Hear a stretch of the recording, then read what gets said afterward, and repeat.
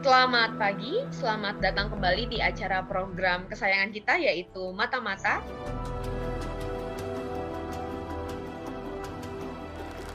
Kembali bersama saya di sini Grace Gabetini.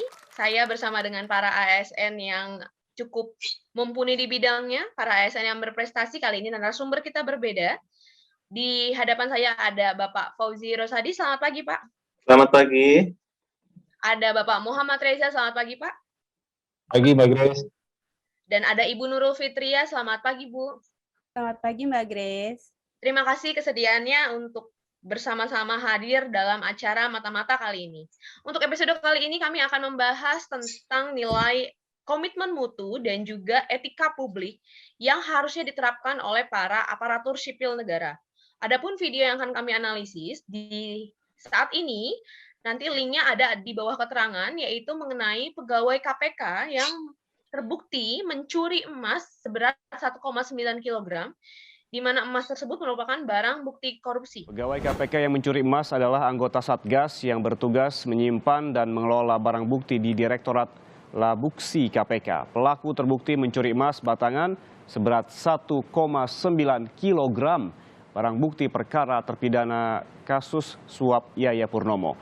Kasus ini terungkap saat KPK hendak melelang barang bukti. Bersangkutan melakukan satu pelanggaran kode etik, ya, tidak jujur, menyalahgunakan kewenangannya untuk kepentingan pribadinya, dan ini adalah satu pelanggaran dari nilai-nilai integritas. Oleh karena itu, majelis memutuskan bahwa yang bersangkutan perlu dijatuhi hukuman berat, yaitu memberhentikan yang bersangkutan dengan tidak hormat. Pegawai KPK yang bersangkutan berjabatan sebagai petugas barang bukti, sehingga petugas tersebut mempunyai akses untuk masuk ke tempat barang bukti meskipun sudah protokol untuk masuk ke ruang barang bukti sudah sangat ketat dan harus melewati sekitar 5 layer. Yang pertama layer face detector, lalu ada juga layer masuk kunci manual, lalu akan masuk ke wilayah brankas, dan di wilayah brankas sendiri harus melalui 2 kunci. Yang pertama kunci kombinasi dan juga kunci manual. Namun karena memang yang bersangkutan, oknum pengambil emas ini adalah petugas barang bukti, maka akhirnya akses masuk yang cukup sulit itu bisa dilewati kelima-limanya. Bulan Juni sampai Juli sudah dilakukan pencarian, lalu sekitar bulan Agustus barang ditemukan namun berpindah tempat, dan mulai diketahui ada barang bukti yang sempat diambil atau digadaikan ini melalui aparat internal pengawas pemerintah atau aparat pengawas internal pemerintah atau disebut juga dengan APIP yang ada di dalam lembaga KPK-nya sendiri. Jadi ada sistem penomoran, dan lemahnya adalah sistem penomoran ini tidak terlalu dilihat oleh petugas barang bukti tersebut, sehingga mulai ketahuan ada penyalahgunaan kode etik dan masuk ke ranah pidana. Kode etik di KPK sendiri sudah dijalankan dengan sangat ketat atau zero tolerance menurut Bapak Ali Fikri sebagai PLT Jubir KPK, karena akan dilakukan segera pelelangan setelah barang bukti tersebut kembali ditemukan dan akan dilakukan tindak pidana terhadap dijerat kasus pidana terhadap oknum pencurian tersebut. Lalu saya akan membahas sedikit tentang dasar nilai etika publik. Menurut selama ini kita pembelajaran, etika publik sendiri itu adalah jujur dalam memberikan informasi, bersikap terbuka dalam pelayanan, bersikap tulus, hormat, juga sopan santun, bisa menjaga informasi yang bersifat rahasia, bertanggung jawab terhadap barang milik negara, dan adil dalam memberikan pelayanan. Selain itu, nilai dasar dari komitmen mutu adalah efektif, efisien, inovatif, mutunya sendiri, adaptif, responsif, dan perbaikan berkelanjutan.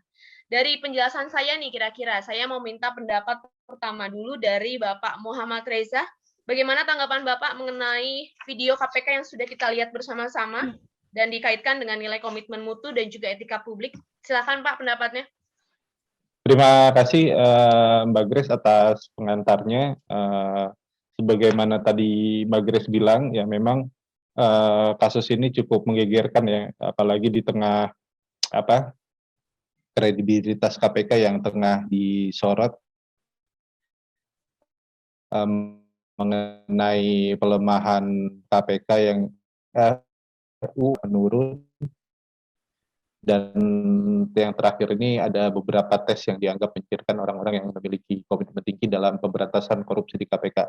Berkaitan dengan nilai dasar ASN, yaitu etika publik, ya tentunya justru yang saya lihat lebih dominan di sini adalah nilai etika publik, karena sebagaimana tadi yang Mbak Grace bilang bahwa secara by system itu sudah cukup ketat ya, dengan ada apa untuk maksud kemudian juga apa namanya ada kode etik yang ketat juga di sana, namun kode etik dan perilaku tersebut dilanggar gitu.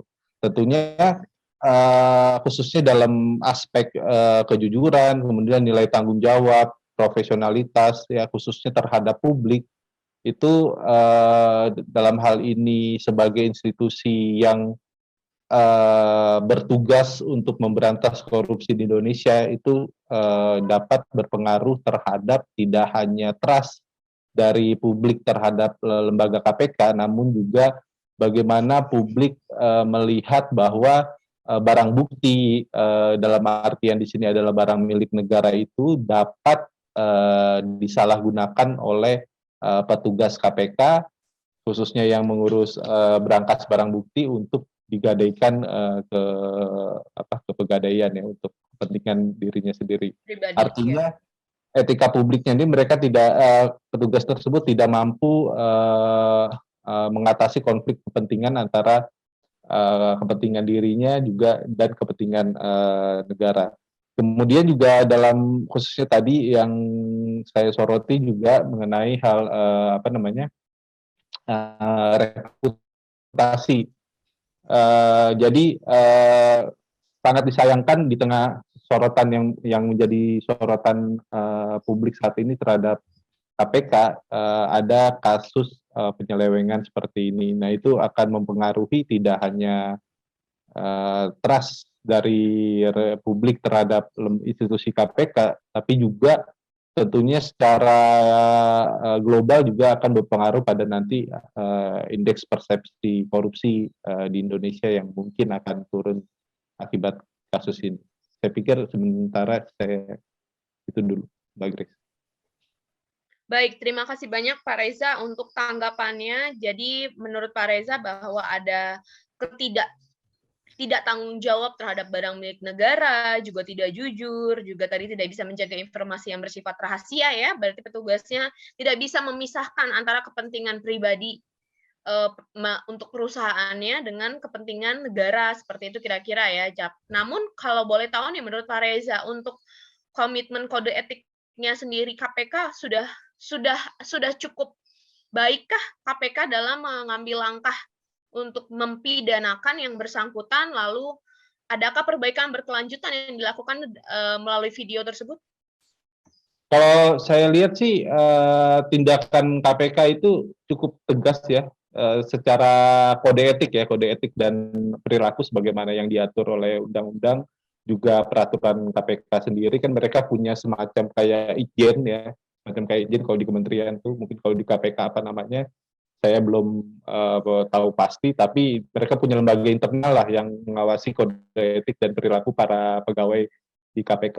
Ya dengan langsung disidik, kemudian juga ditemukan cukup cepat siapa pelakunya, itu menurut saya sudah cukup baik ya KPK, dan langsung dibawa ke ranah pidana. Artinya apa? Artinya tidak ada institusi ini tidak melindungi para anggotanya untuk melakukan tindakan penyelewengan. Artinya langsung dilempar ke pihak ketiga, yaitu kepolisian sebagaimana undang-undang yang berlaku. Buat saya sih itu cukup baik. Sudah langkah yang tepat ya Pak ya?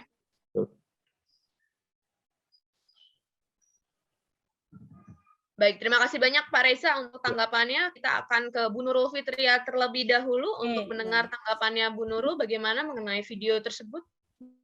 Bu. Kalau menurut saya hampir sama lah seperti dengan Pak Reza sampaikan tadi. Kalau kasus ini yang pasti sangat mencoreng nama baik KPK. Kemudian apa namanya? Tentu pelanggaran kode etik ini merupakan salah satu pelanggaran kode etik yang berat karena dari pihak apa namanya KPK sendiri langsung menyerahkan kasus ini juga ke ranah hukum kepada polisi untuk proses penyelesaiannya lebih lanjut apa namanya dan dari sisi pegawainya sendiri dengan dia memiliki jabatan tersebut dia sudah sangat menyalahgunakan jabatannya dengan mengutamakan konflik kepentingan karena dia mengabaikan yang jadi harusnya menjadi mengutamakan kepentingan masyarakat dan negara, tapi karena dia memiliki konflik kepentingan untuk menyelesaikan urusan pribadinya seperti membayar hutang, maka dia memanfaatkan jabatannya untuk bisa mengakses ke dalam ruang berangkas tersebut dan mengambil emas seberat 1,9 kg itu untuk bisa digadaikan dan untuk memperkaya dirinya sendiri, seperti itu sih. Baik, berarti menurut Bu Nurul sendiri nih kira-kira untuk langkah-langkah yang merupakan langkah-langkah yang bisa mencerminkan komitmenmu tuh seperti apakah KPK sudah cukup adaptif, sudah cukup responsif mengingat dari bulan Juni atau Juli sudah diketahui adanya perbedaan penomoran seperti itu, kira-kira apakah sudah cukup adaptif dan responsif KPK dalam melakukan perlindungan terhadap barang bukti yang disimpan, dan apakah menurut Mbak Bu Nurul sendiri tidak dilakukan secara langsung pada saat ditemukan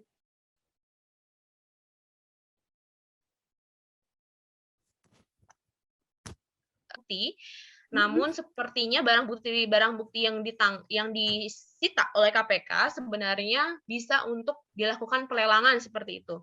Lalu kira-kira menurut Bu Nurul sendiri itu apakah langkah yang cukup efektif, efisien untuk dilakukan oleh KPK secara berkelanjutan terus-menerus?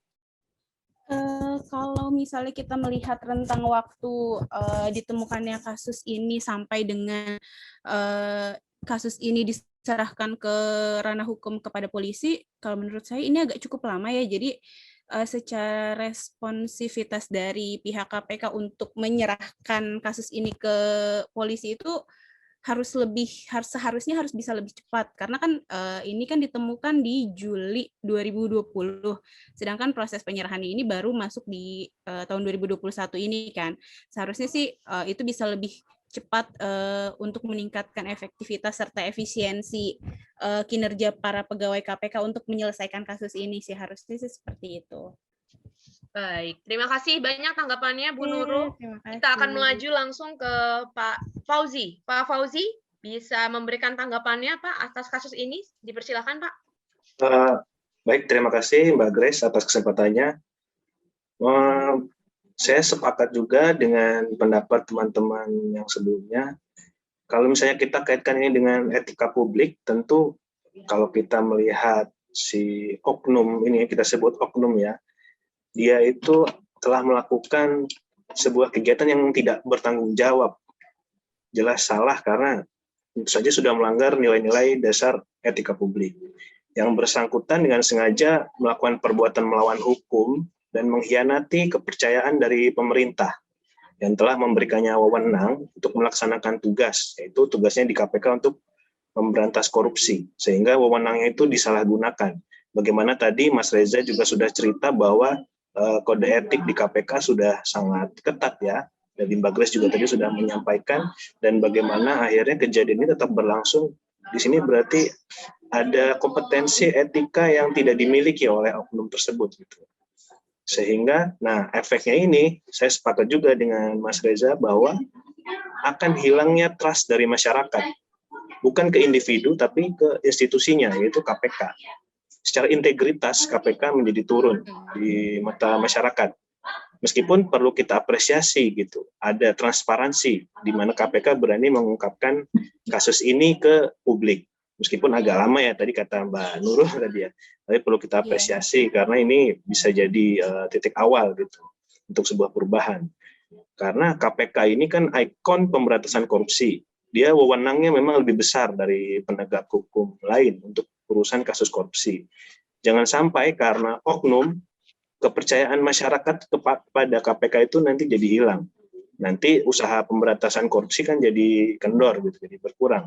Yang rugi ya kita semua sebagai warga negara Indonesia. Begitu Mbak Grace. Baik, terima kasih untuk tanggapannya Pak. Lalu kalau menurut Pak Fauzi sendiri, apakah langkah yang dilakukan KPK untuk sampai dibuka kepada media, kepada publik apa yang dilakukan oleh salah satu oknum di dalam KPK sendiri, itu adalah langkah yang baik, mengingat tadi bahwa Pak Fauzi juga sempat bilang bahwa ada trust dari masyarakat yang pasti akan menurun. Namun apakah itu sudah juga merupakan langkah yang tepat untuk terbuka dalam pelayanan? Ya, memang sih kalau kita melihat dari segi komitmen mutu ya,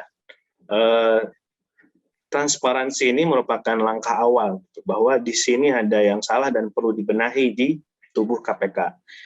Jadi sebenarnya kalau kita melihat ke komitmen KPK ya, tentu kita harus melihat tujuan dibentuknya KPK itu untuk apa?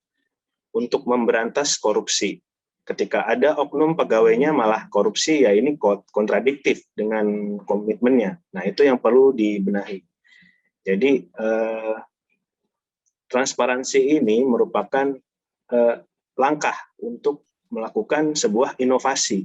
Perlu dilakukan inovasi atau perubahan.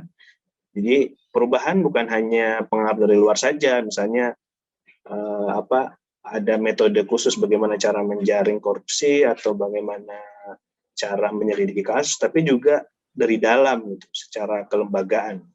Ya, saat ini memang isu-isu untuk memperbaiki KPK kan sudah sangat bergaung, dan ya meskipun banyak nuansa lainnya yang timbul, tapi tentu saja harus kembali lagi bahwa semua jajaran di KPK dan yang berwenang untuk mengatur internal ke KPK semua harus kepada komitmen awal, yaitu untuk membenahi diri melawan korupsi. Jadi mutu itu yang harus ditingkatkan, jangan malah perubahan itu akan menyebabkan yang sebaliknya. Seperti itu Mbak Grace.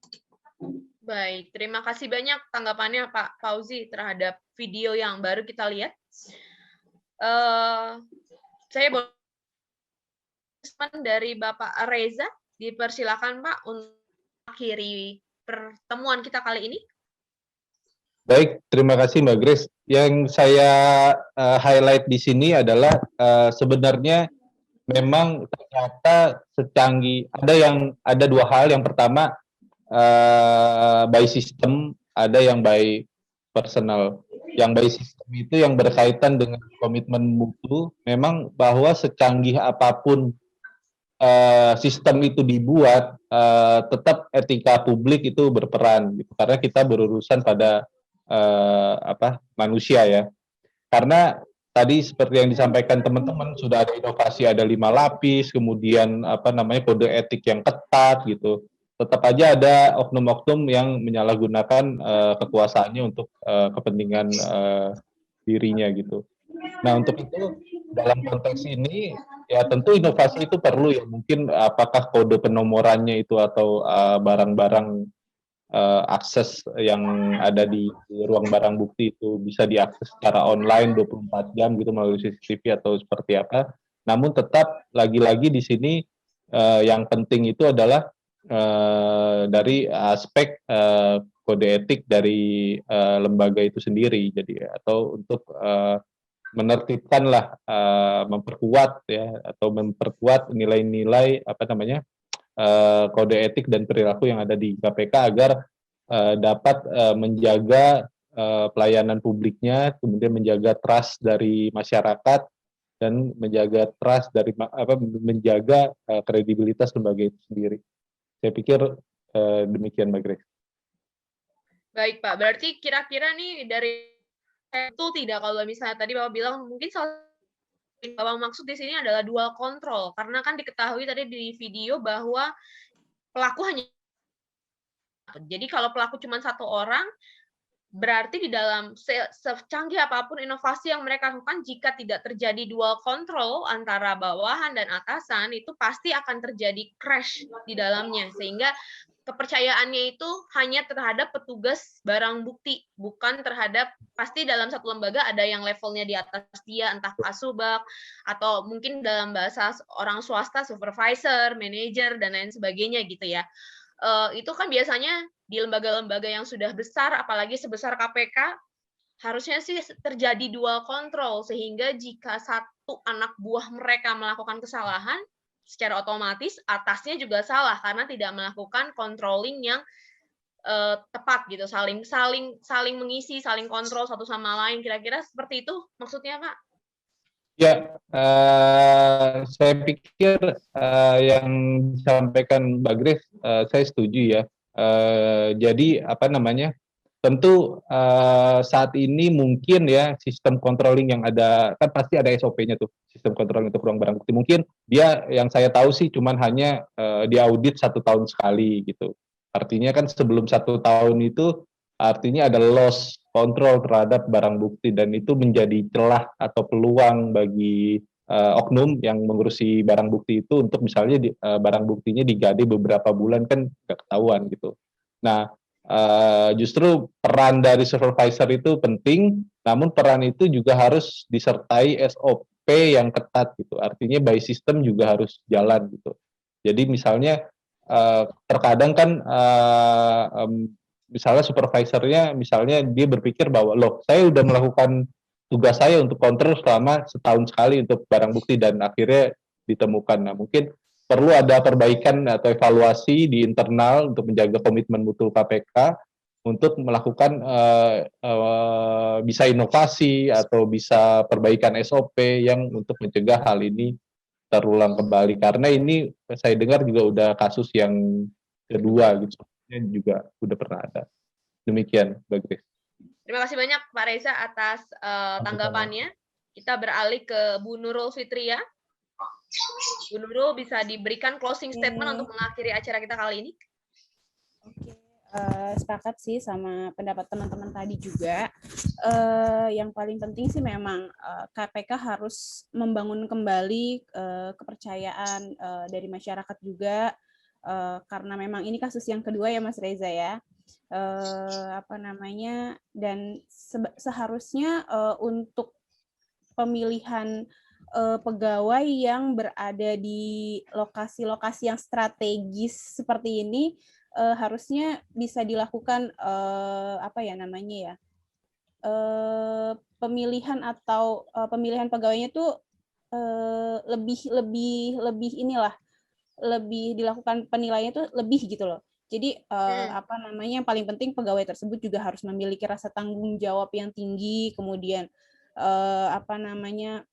jujur dalam bekerja juga, dan yang pasti berintegritas tinggi. Kemudian untuk meningkatkan komitmen mutu juga memang setuju sama Mas Reza tadi bahwa sistem dual control itu harus dilakukan gitu, karena selain pengawasan langsung dari pimpinan juga kan itu juga membantu. Kemudian untuk secara sistem mungkin kalau dilakukannya kan memang di lapangan itu 1 tahun sekali, tapi kan tidak ada salahnya untuk menghindari yang seperti ini bisa dilakukan secara berkala, juga dilakukan pengecekan mana sih yang harus diperbaiki atau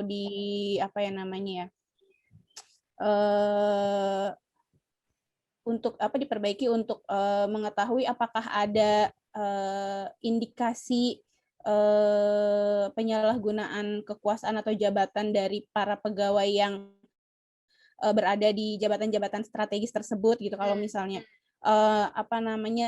itu bisa diterapkan, mungkin KPK bisa menghindari atau meminimalisir lah kemungkinan yang akan terjadi dari kasus-kasus yang seperti ini. Paling seperti itu sih Mbak. Baik, terima kasih banyak Bu Nurul untuk Terima closing kasih. statement-nya, sangat baik, sangat bermanfaat. Semoga kinerja KPK juga ke depannya akan semakin baik, sehingga kepercayaan masyarakat terhadap KPK dan lembaga-lembaga lainnya yang berkaitan dengan ASN semakin berkembang baik. Kita akan dengarkan juga pendapat closing statement dari Pak Fauzi. Waktu di tempat dipersilakan Pak Fauzi. Baik, terima kasih. Kalau dari peristiwa ini, saya hanya ingin mengambil bisa dikatakan hikmahnya ya gitu. Coba kita terapkan kepada diri kita pribadi gitu. Kita bisa merefleksikan apa dari kasus ini. Jadi kalau yang saya lihat bahwa dari kasus ini bisa kita lihat bahwa abdi negara itu bisa dikatakan adalah wakil dari negara. Keberadaannya melayani publik adalah wujud kehadiran negara di tengah-tengah masyarakat. Jadi yang perlu kita sadari adalah tingkah laku yang dilakukan oleh individu sebagai abdi negara secara tidak langsung berimbas ke institusi tempat dia bernaung, dan secara lebih luasnya adalah negara, baik itu imbas positif maupun negatif. Jadi segala citra yang kita bentuk itu berimbas ke organisasi tempat kita bekerja dan negara kita tentu saja di mata masyarakat. Maka pemenuhan komitmen mutu dan etika publik itu harus dimulai dari individu. Entitas masing-masing satuan pegawai yang mampu menentukan tercapainya tujuan organisasi, meskipun harus didukung juga dengan sistem dan budaya kerja dari organisasi tersebut, baik itu pembenahan sistem atau SOP dan segala macam. Tapi dimulai dari individu itu sendiri. Ada kutipan yang ingin saya sampaikan kepada teman-teman dari Dalai Lama. Beliau mengatakan seperti ini. Jika kamu berpikir kamu terlalu kecil untuk membuat sebuah perubahan, cobalah tidur di ruangan dengan seekor nyamuk. Demikian dari saya, Mbak Grace. Terima kasih. Terima kasih banyak untuk closing statement-nya Pak Fauzi. Kita sudah sampai di akhir acara dari program podcast Mata-Mata kali ini. Sampai bertemu di acara selanjutnya. Saya Grace Gabetini beserta dengan Ibu Nurul Fitria Anwar, Bapak Muhammad Reza, dan Bapak Fauzi Rosadi mengucapkan terima kasih banyak atas kesediaan dan waktunya untuk mendengarkan podcast kami. Di pundak pemimpin yang bebas korupsi, disitulah masa depan negeri. Kita rindu pejabat penuh tauladan yang memimpin bukan demi kekayaan. Berkomitmen memberikan mutu terbaik bagi negeri, tanpa melanggar kode etik, jadilah ASN sejati. Kami kelompok 4, sub kelompok 1. Inilah Mata-Mata.